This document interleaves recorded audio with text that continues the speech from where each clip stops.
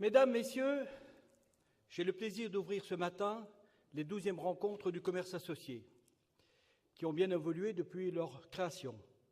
Mon équipe et moi-même, nous avons voulu donner un nouvel élan à ces rencontres en vous recevant dans ce nouvel endroit. Ces 12e rencontres marquent aussi les 50 ans de notre fédération.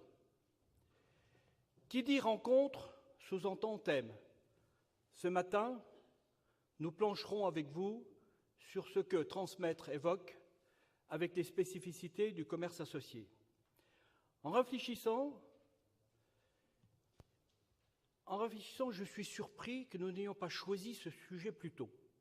Il est en adéquation avec notre système, et si certaines de nos organisations ont aujourd'hui plus d'un siècle, c'est que le mot « transmettre » a tout son sens depuis très longtemps.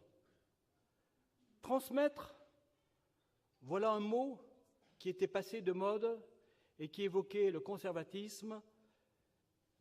Et depuis que les années 70-80 avaient célébré l'innovation, l'imagination et surtout la rupture avec les générations précédentes, la problématique de la transmission fait aujourd'hui son retour en grâce. Mais toute la question est de savoir quelle valeur, quelle connaissance, quel savoir-faire doit-on transmettre. La transmission des identités, des cultures, des valeurs, du savoir-être sont aussi de rigueur, avec l'interrogation « qu'est-ce que transmettre et comment transmettre ?» Autant de questions auxquelles nous avons choisi de répondre ce matin. C'est donc dans sa globalité que nous allons aborder la transmission, celle des valeurs, celle des savoir-faire, celle des idées, des convictions et bien sûr celle des entreprises. Bref, tout ce qui constitue les fondamentaux autour duquels sont organisés le commerce associé. Transmettre, c'est un engagement, c'est un choix de société, c'est celui de partager avec autrui ce que l'on a soi-même reçu et enrichi. L'époque où les nouveaux rejetaient systématiquement ce qui provenait des anciens est révolue. Nous sommes revenus dans une société de co-construction, mais également une société à la recherche de sens, de valeurs ancrées sur le passé. À l'heure où les nouvelles technologies bouleversent chaque jour nos modes de vie, le monde a besoin de compenser cette révolution par la réassurance de l'acquis. Et c'est ce que nous façonnons au sein du commerce associé. C'est ce que nous avons toujours préconisé. Nous avons eu raison de ne jamais dévier de notre objectif qui confère à notre système à la fois toute sa performance et sa modernité. Transmettre, c'est accepter de donner et de recevoir, de comprendre que tout n'est pas toujours à réinventer sans pour autant faire l'impasse sur la remise en question. Nous sommes dans une société où tout est en perpétuelle évolution. Il faut rester vigilant et demeurer dans la mouvance du changement, tout en s'appuyant sur nos expériences antérieures. Cela résulte d'une volonté et de conviction, cela est construit dans nos groupements. Cette transmission a été organisée.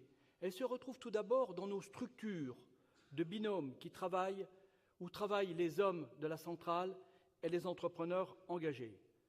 Chacun partage avec son binôme son expérience et son savoir-faire. Cette transmission se poursuit dans les travaux en commission, en région ou au national, voire pour certains à l'international.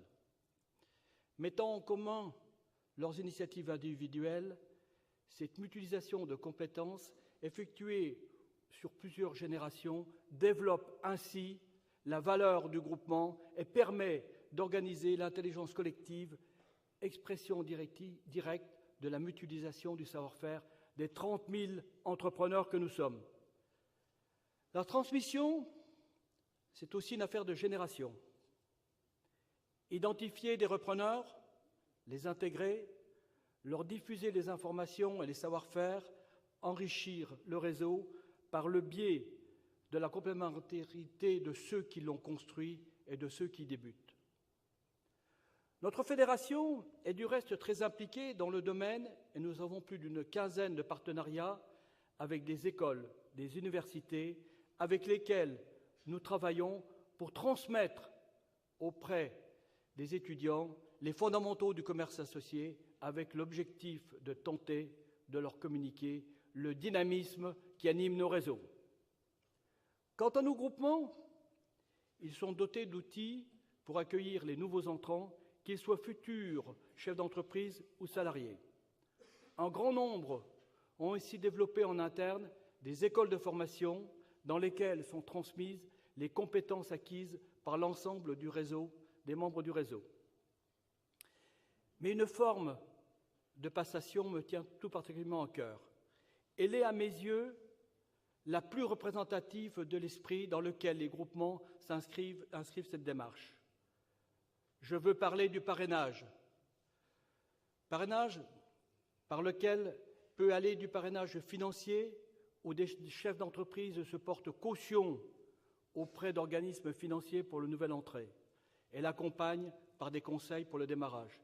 C'est une démarche qui contribue pour une grande part à notre pérennité et à nos performances qui, cette année, sont encore de bon calibre. Alexandra vous en donnera le détail. Mesdames et messieurs, vous l'aurez compris, transmettre suppose une volonté, donc une politique de transmission. J'espère vous avoir convaincu que nous l'avons, et si vous avez encore quelques interrogations, nos invités de cette matinée devraient finir de vous en persuader. Je laisse la parole? Non. Je transmets la parole à notre animateur Olivier Dauvers pour la suite et vous souhaite une excellente matinée. Merci de votre écoute. Merci Guy.